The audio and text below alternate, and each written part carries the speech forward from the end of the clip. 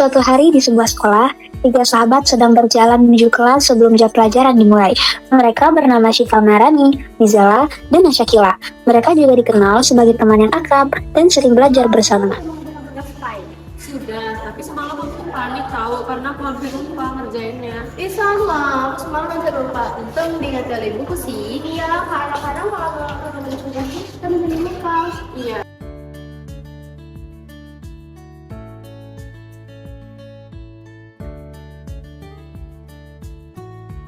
Saat mereka sedang berbicara santai, Nizala melihat sesuatu di bawah kursi. Tunggu. Yang di lantai itu apa ya? Di mana? Itu di bawah kursi.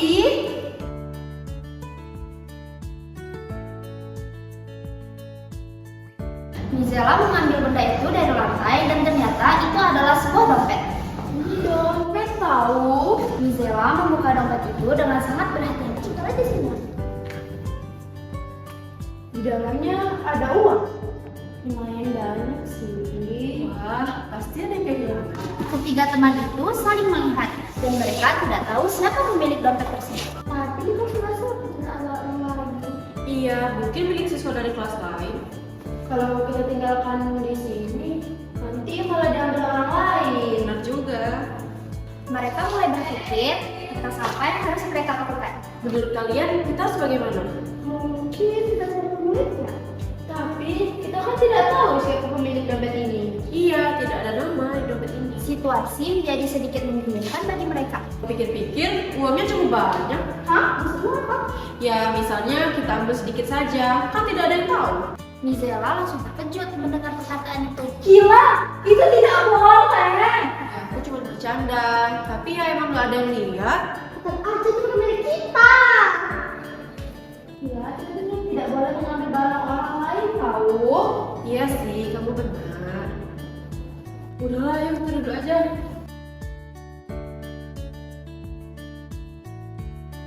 Nizala teringat sesuatu yang pernah diajarkan oleh orang tuanya. Teman-teman, aku ingat pesan ibuku tahu. Apa itu? Jadi ibuku pernah bilang kalau kita ketemu barang orang lain itu wajib dikembalikan.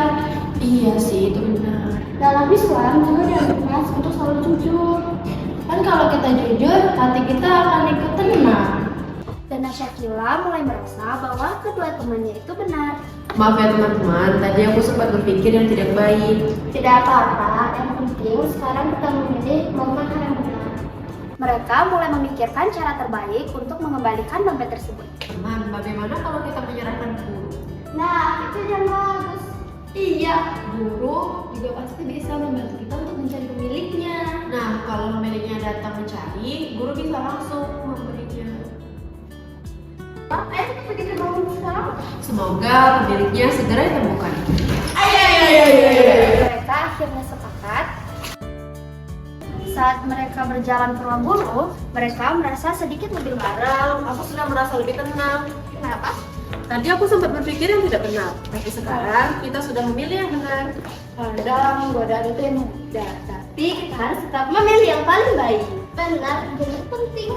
Kalau kita jujur, orang lain akan lebih percaya kepada kita. Mereka pun sampai di depan ruang guru dan membawa dompet tersebut.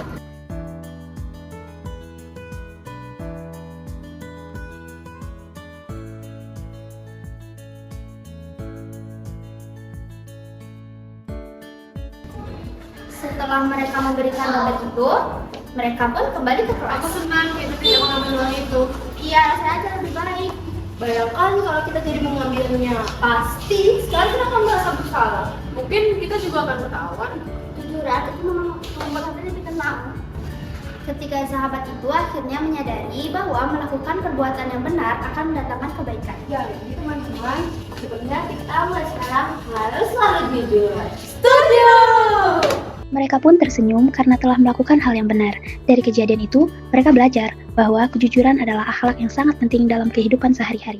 Allah Subhanahu wa taala berfirman pada surat At-Taubah ayat 119 dan hadis riwayat Tirmizi nomor 2518. يا أيها الذين آمنوا اتقوا الله يا أيها الذين آمنوا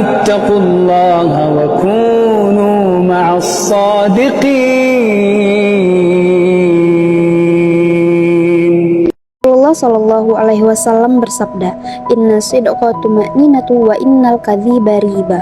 Kejujuran akan mendatangkan ketenangan, kedustaan akan mendatangkan kegelisahan. Hadis riwayat Tirmizi.